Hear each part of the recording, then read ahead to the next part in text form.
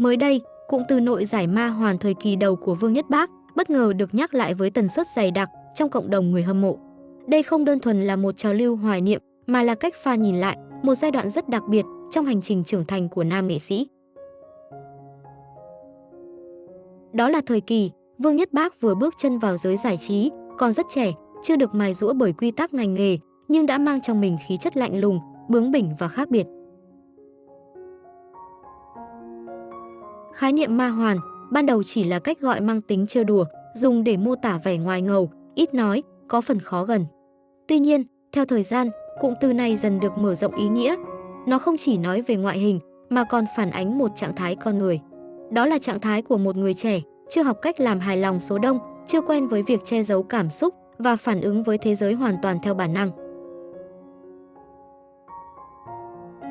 Ở giai đoạn đầu sự nghiệp, Vương Nhất Bác nổi tiếng với gương mặt lạnh và ánh mắt sắc. Trên sân khấu, anh ít biểu cảm, tập trung cao độ, tạo cảm giác xa cách. Ngoài đời, từ sân bay cho đến các sự kiện công khai, anh thường giữ im lặng, không chủ động tương tác, không cố gắng tạo hiệu ứng thân thiện. Chính điều này từng khiến anh bị đánh giá là khó gần, thiếu kỹ năng giao tiếp, thậm chí bị cho là không phù hợp với môi trường giải trí. Tuy nhiên, nếu nhìn lại một cách khách quan, đây lại là phản ứng rất tự nhiên của một người trẻ, bước vào ngành khi chưa đủ thời gian thích nghi. Anh không diễn vai thân thiện, anh không cố tạo hình ảnh, anh giữ nguyên trạng thái của mình. Sự lạnh ấy không phải vì cao ngạo, mà vì chưa quen, chưa biết cách che giấu. Điều khiến hình tượng này trở nên đặc biệt là sự đối lập rõ rệt giữa vẻ ngoài và bản chất. Bên dưới gương mặt lạnh lùng là một tính cách rất trẻ. Trong những tư liệu cũ được fan khảo cổ lại, Vương Nhất Bác từng có rất nhiều khoảnh khắc nghịch ngợm, vui đùa cùng đồng đội, biểu cảm ngây ngô và phản ứng rất thật. Khi cười, anh cười rất to. Khi vui, niềm vui thể hiện rõ trên gương mặt. Sự đối lập này tạo nên cảm giác vừa xa, vừa gần, vừa ngầu, vừa ngây thơ. Chính sự không hoàn toàn thống nhất ấy lại trở thành điểm thu hút. Hình tượng ma hoàn vì thế không mang cảm giác lạnh lẽo, mà giống như một lớp vỏ cứng bên ngoài, che đi phần nhân mềm còn chưa kịp trưởng thành. Người xem không chỉ nhìn thấy sự cá tính, mà còn nhìn thấy sự vụng về, chưa hoàn chỉnh. Quan trọng hơn, hình tượng này không phải là một lớp vỏ rỗng, nó được chống đỡ bởi năng lực thực sự. Ở giai đoạn đó, Vương Nhất Bác đã cho thấy nền tảng vũ đạo rất vững, khả năng kiểm soát sân khấu tốt và tinh thần tập trung cao. Các màn trình diễn trực tiếp của anh thường mang tính dứt khoát, gọn gàng, không thừa động tác. Dù không phải lúc nào cũng được số đông chú ý, nhưng những ai theo dõi đều có thể nhận ra sự nghiêm túc và kỷ luật trong cách anh làm nghề.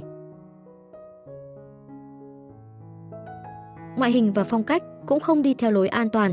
Từ tạo hình sân khấu cho đến lựa chọn trang phục, anh thường xuất hiện như một điểm khác biệt trong bối cảnh chung của nội giải thời điểm đó.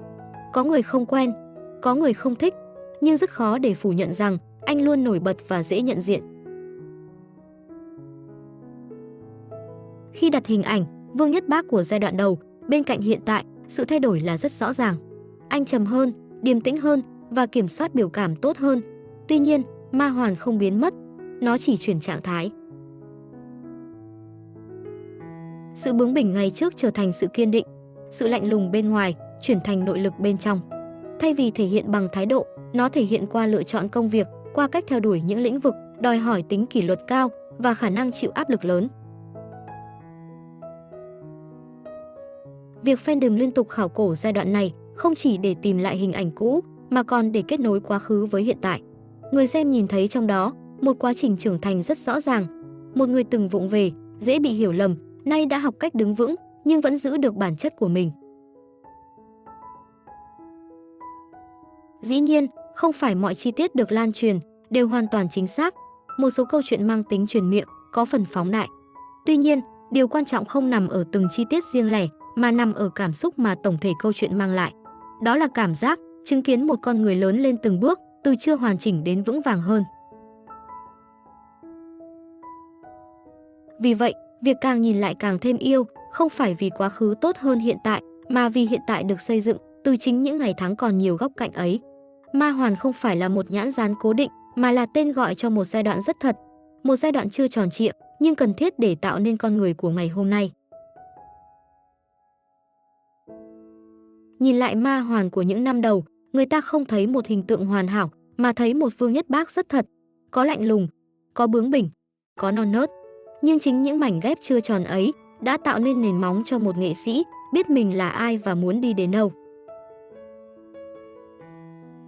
Hôm nay, Vương Nhất Bác vẫn là chính mình, chỉ là sự bướng bỉnh ngày nào đã được thay bằng bản lĩnh và sự lạnh lùng đã có thêm chiều sâu.